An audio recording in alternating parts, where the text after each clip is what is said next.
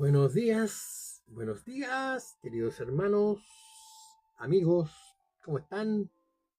Aquí está su sombra bíblica, siempre al día de hoy. El día es 5 de febrero del 2025.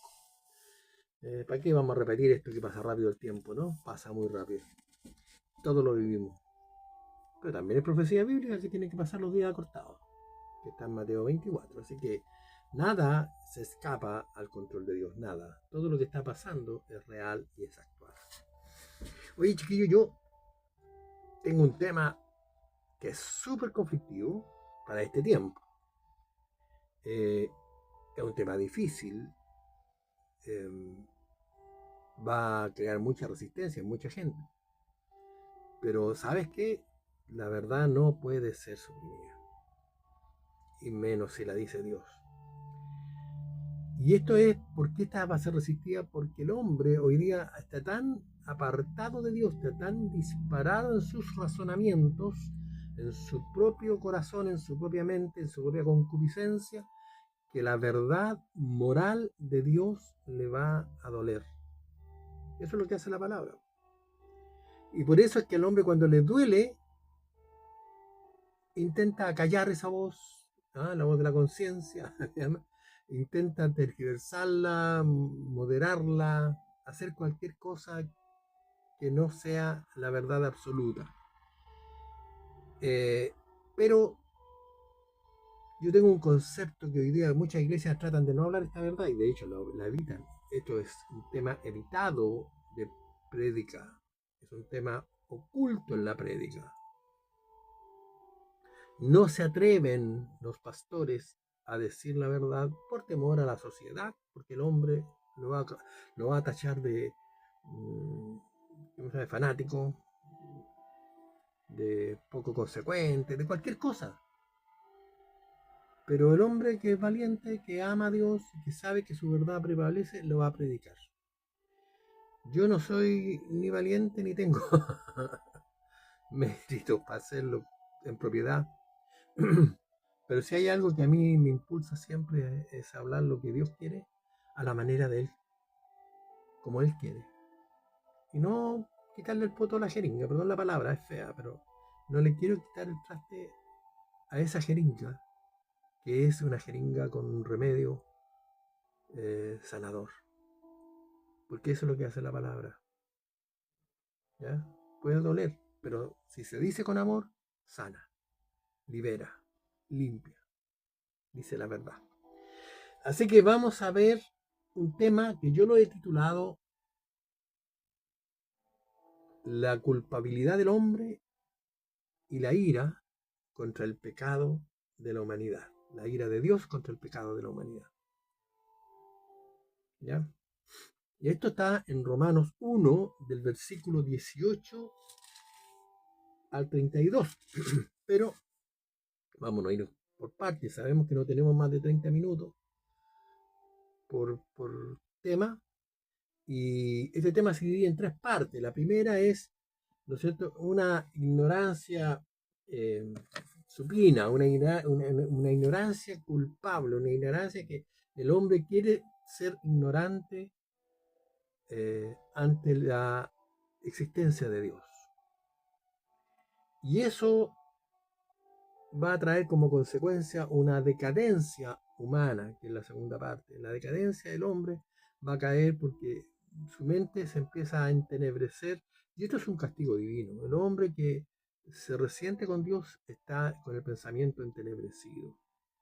Y en el tercer punto veremos las características de cómo estos hombres reciben en sí mismos el castigo de su extravío. O sea, no porque Dios quisiera castigarlo, ellos mismos se van a ir hundiendo en sus pensamientos al punto de la degradación total. Estos tres puntos están tomados en esta parte de esta porción de Romano, que es, te la recomiendo, es peso pesado. Si tú quieres escuchar palabra de verdad, quédate. Ahora, si tienes miedo, no te gusta, escóndete. ¿Ya? Ahora, tampoco lo digo en tono de... No quiero aparecer como juzgando, a pesar de que yo creo que el hombre es tan necio que somos, perdón, ahí yo me tengo que incluir, no me estoy excluyendo, somos necios. Yo entiendo que si yo me aparto de Dios, me pierdo también al tiro. Por eso es que me pego y soy, díganme fanático, no importa. Leamos la primera parte, la culpabilidad del hombre, del versículo 18 al 23. Y dice así: porque la ira de Dios se revela desde el cielo contra toda impiedad e injusticia de los hombres, que detienen con injusticia la verdad. Porque lo que de Dios se conoce les es manifiesto, pues Dios se lo manifestó. Porque las cosas invisibles de Él, su eterno poder y deidad, se hacen claramente visibles desde la creación del mundo, siendo entendidas por medio de las cosas hechas, de modo que no tienen excusa. Pues habiendo conocido a Dios, no le glorificaron como a Dios ni le dieron gracias, sino que se envanecieron en sus razonamientos, y su necio corazón fue entenebrecido. Profesando ser sabios, se hicieron necios y cambiaron la gloria de Dios, del Dios incorruptible, en semejanza de imagen de hombre corruptible, de aves, de cuadrúpedos y de reptiles. Amén. Que el Señor bendiga esta palabra y empezamos a leer. Y ahí por parte, porque tenemos que irnos despacito. Esto tiene es un hueso con harta carne y necesitamos entrar a entender cada pedazo si quiere realmente poder captar la idea que lo que Dios está transmitiendo. En esta parte Dios está tratando de decir que el hombre es culpable de desconocer a Dios, de minimizarlo, de ocultarlo, de ofenderlo, de blasfemar contra él. ¿Por qué razón? Porque dice, bueno, yo tengo mi religión. Ya tú puedes ser musulmán, puedes ser taoísta, puedes ser, no sé, hinduista, budista, pero Dios no está mirando eso. Dios, Dios no va a ir a contemplar las religiones para que el hombre se excuse de no reconocerle como Él es. Es por eso que Él se ha demorado tanto, porque Él está proclamando la fe en todo el mundo, en todas las religiones.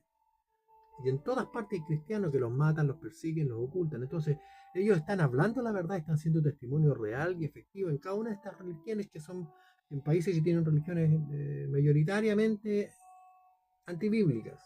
Hay algunas que tienen media Biblia, algunas que tienen, por ejemplo, los musulmanes reconocen una Torá tergiversada, cambiada, modificada por Mahoma en el año 622, porque antes ellos seguían la Torá. Entonces, todo lo que podamos hablar hoy día sobre que las religiones son mayoritarias, mucho más que religiones, no tiene ni un sentido. Dios, después del diluvio, no dejó ninguna religión. Todas fueron creadas y modificadas por el hombre, por lo que vamos a hablar aquí, por lo mismo que vamos a hablar aquí. Empezamos en el 18 al tiro, porque si no nos vamos a quedar abajo. Porque la ira de Dios se revela desde el cielo contra toda impiedad e injusticia de los hombres que detienen con injusticia la verdad. La ira de Dios va a caer sobre la humanidad. De hecho, de alguna manera cae. Los hombres se pervierten, se pierden. ¿Ya? Y aquí habla que la ira de Dios se está revelando desde el cielo. Y vamos a ver en este capítulo que la revelación de esta ira, por ahora, sin el juicio final, porque va a llegar el minuto que va a haber un juicio, eso ya lo hemos hablado muchas veces, va a haber un juicio, Jesús va a venir a enjuiciar a los hombres de esta tierra, pero por ahora la justicia de Dios, la ira de Dios, cae sobre los hombres, pervirtiéndose, perdiéndose, engañándose y haciendo todo tipo de desmanes y todo tipo de cosas que son contraproducentes contra él mismo. Por eso que la humanidad hoy día tiene terror al terrorismo y todo eso fructifica porque nada de Dios está llegando a estos hombres. Y el hombre que se pervierte a otros y va contaminando y creciendo la maldad, como dice Mateo 24. La maldad se multiplicará. Eso es lo que tenemos. Así que esta ira revelada de Dios contra toda impiedad, dice. ¿Qué es lo que es la impiedad? es la ofensa, la blasfemia que Dios le hace al hombre. Esa es la impiedad. Es un ataque del hombre contra Dios. El hombre impío no tiene piedad, ¿ya? Y porque la piedad viene de Dios. El hombre en sí, en su forma natural, no tiene piedad. Pero ¿quién inspira la piedad? Dios. Entonces, toda impiedad que el hombre hace es contra Dios. Siempre. Siempre. Porque está desconociendo que ese atributo es algo que Dios pone en el hombre cuando el hombre cree en Dios. ¿Y qué significa que no tiene piedad? Significa que no se compadece, ¿ya? De nadie.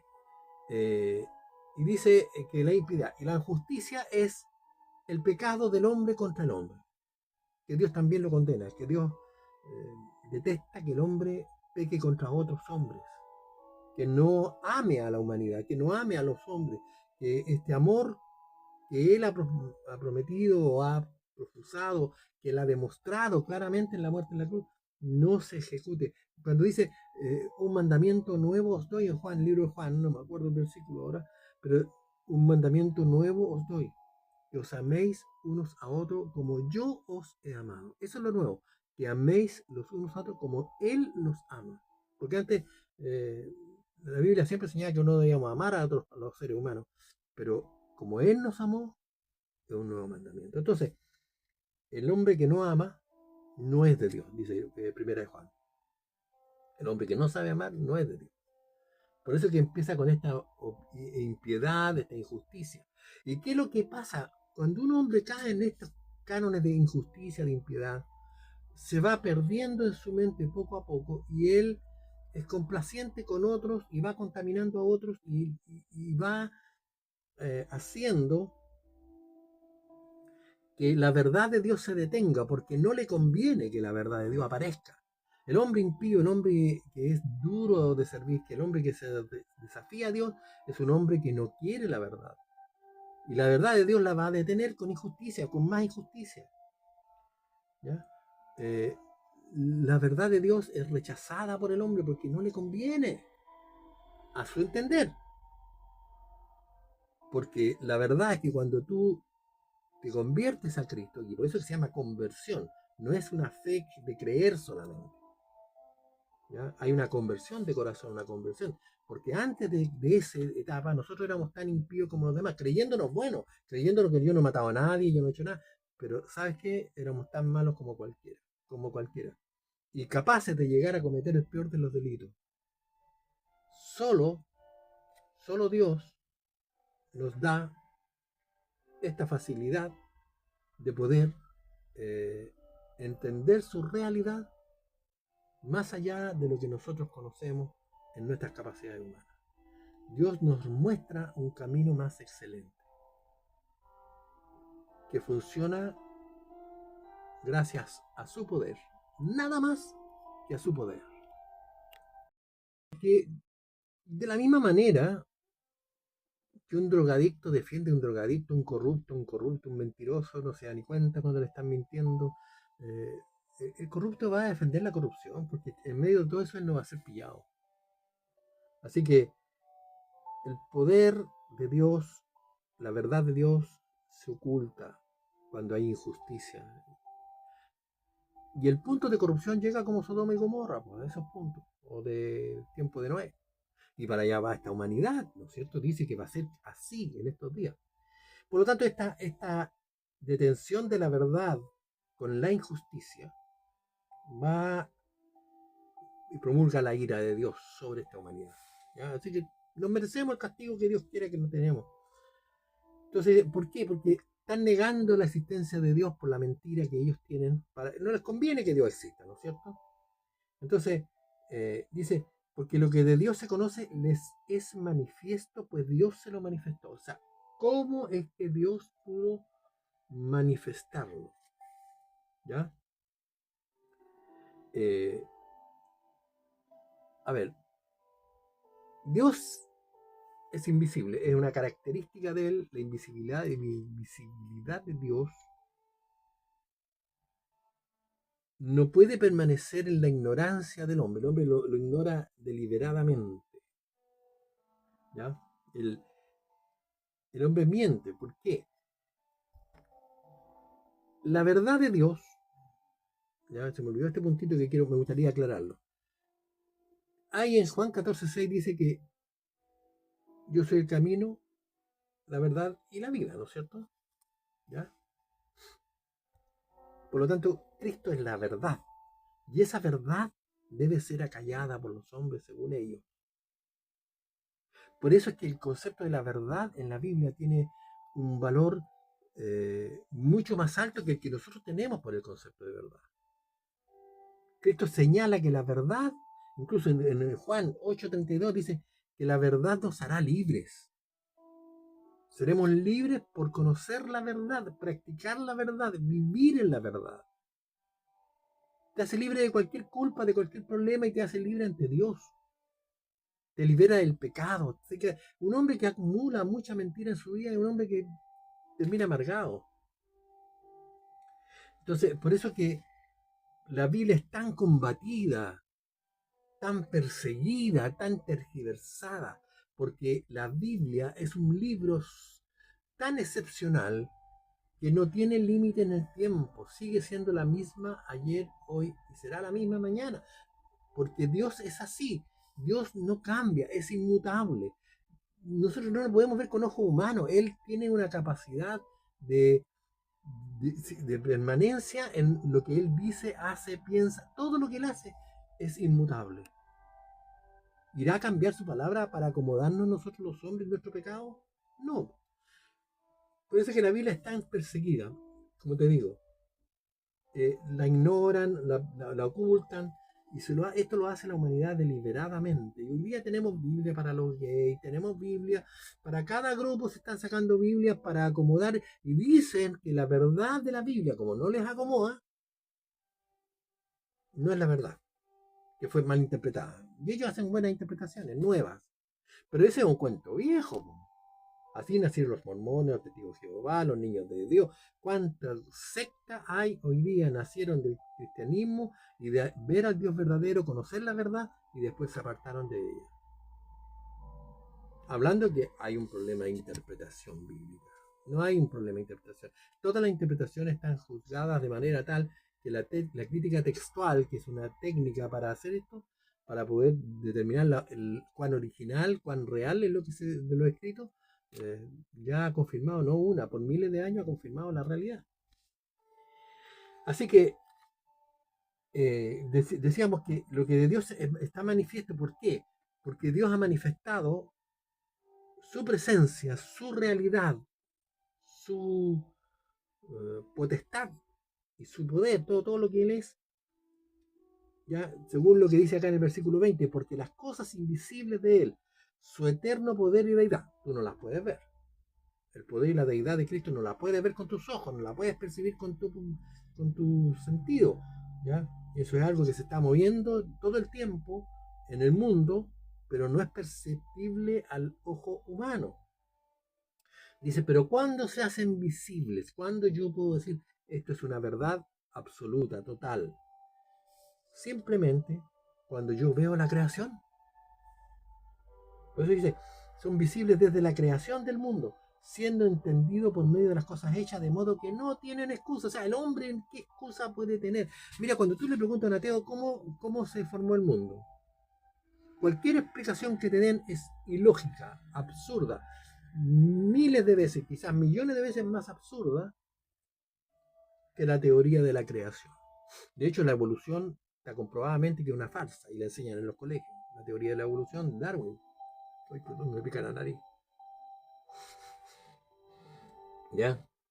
Eh, Así que no podemos establecer, ellos no pueden establecer una demostración lógica de cómo se creó el universo. ¿Ya?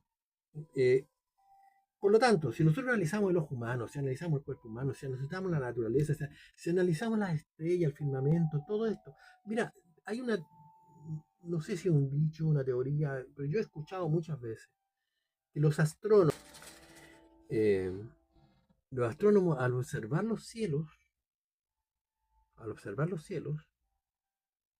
se convierten, descubren.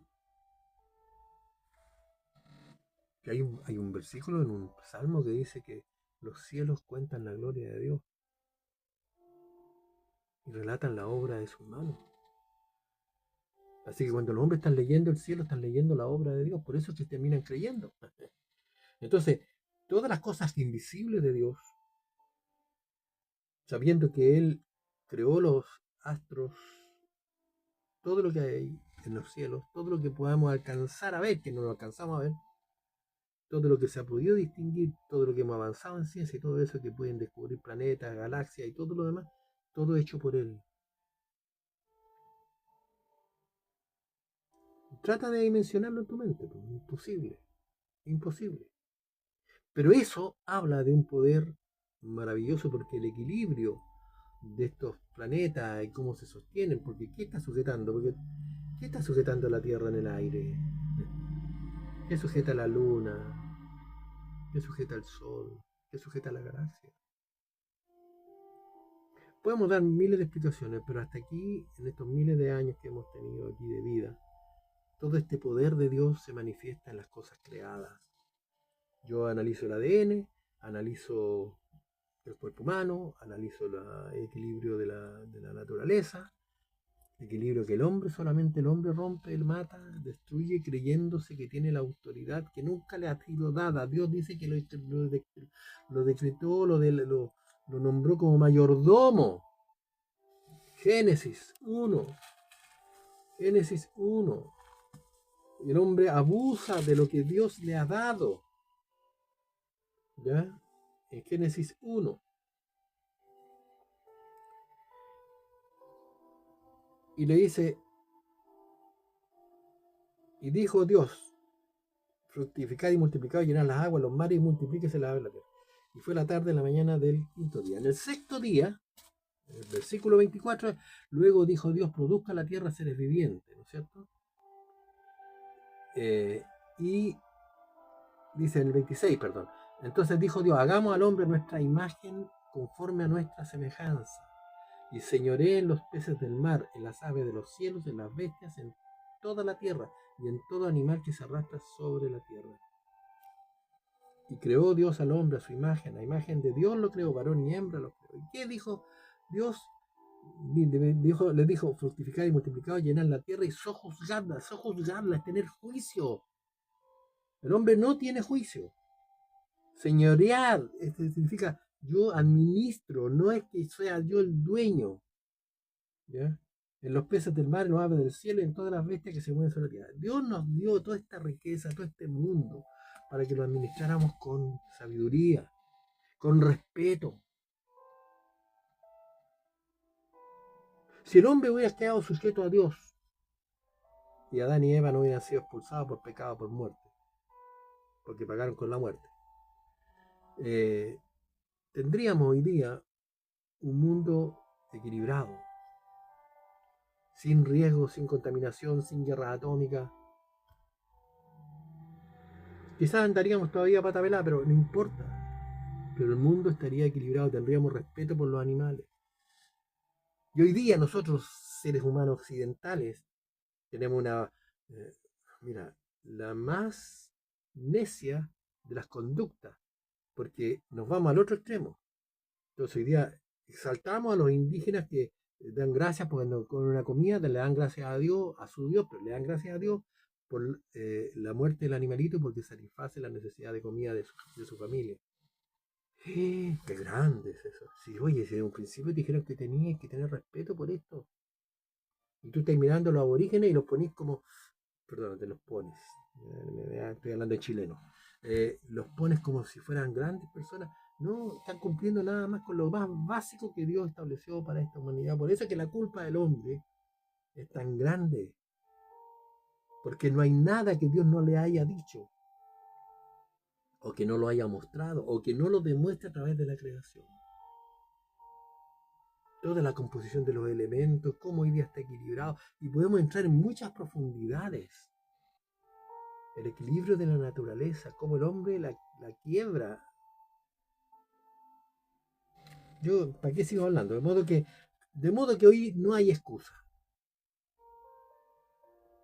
Y la tolerancia de Dios es que aún así Dios no viene y castiga a toda la humanidad, tiene paciencia para con nosotros y viene esperando que se salve la mayor cantidad de gente posible, que se reconozca a Dios, que le dé gracias a Dios. Y ahí es donde dice, pues todos los hombres adoptan posiciones. A mí me risa porque me ha tocado discutir con varios ateos. Entonces los ateos dicen, nosotros somos libre pensamiento. No hay nadie libre pensamiento, nadie. Todos pensamos algo que pensó alguien antes. Y si tú quieres creer, si tú me dices que tú eres libre pensado, entonces tú inventaste el ateísmo. No, pues no lo inventaste. Tú adoptaste una figura, un criterio, una forma de vida. Tonta por lo demás, pero te la respeto porque es tuya, o sea, porque no tienes un argumento válido en muchas de las cosas que tú tienes. Lo más fácil es destruir el argumento de un ateo, ¿sabías? Richard Dawkins es un ateo, es el ateo más famoso hoy día del mundo, que es un científico. No es matemático, no sé, pero ya ha tenido varias discusiones, pero ya no quiere salir a discutir públicamente con ningún cristiano de ciencia o preparado, porque quedan ridículos. Pero él va a seguir siendo ateo hasta el último minuto.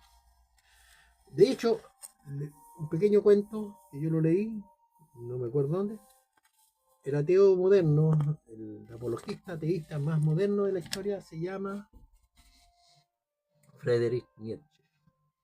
Y escribió un montón de libros y él prometió que cuando se hizo ateo dijo que en 10 años iba a matar la figura de Dios en la tierra. Iba a morir Dios en la tierra. Hasta aquí murió él, no. Él fue un depravado, o sea, fue un gallo que murió con sífilis, gonorrea, no sé con cuánta enfermedad más, porque le daba lo mismo con quien tuviera sexo. Y, y el hombre, cuando estaba muriendo, vino un cura y le dijo si le podía dar la extremaunción antes que muriera. Y el super ateo le dijo, señor cura, no estamos en condiciones de negociar, échele para adelante nomás, déme nomás la extremaunción. Se le acabó el ateísmo. Y dice ateo hasta cuando se cae el avión. ¿Ya? En general, quiero decirte que para poder terminar con esta parte del tema, no terminar porque no vamos a alcanzar a terminar ahora. Así que, habiendo conocido a Dios, no le glorificaron como a Dios ni le dieron gracias, sino que se envanecieron en su razonamiento. Y eso es lo que le pasa al hombre.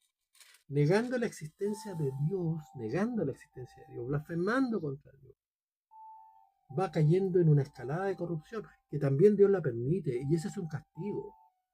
El castigo el hombre lo busca por sí mismo y el resultado de su pensamiento, que nunca va a ser de respeto por los demás, nunca va a ser de consideración ni hacia Dios ni hacia los hombres. Ellos siempre están cargados con soberbia y con orgullo, con mucha soberbia. Porque para negar a Dios se requiere una porción bastante significativa de soberbia. ¿No? Y bueno, habiendo conocido a Dios, no le glorificaron como a Dios. Lo vamos a dejar hasta ahí hoy día. Vamos a partir de ese versículo en el próximo evento que tengamos acá, ¿ya? Creo que lo voy a hacer de inmediato para poder terminar esta parte del tema. Queridos, que Dios les bendiga, que Dios les ayude, que Dios les ilumine.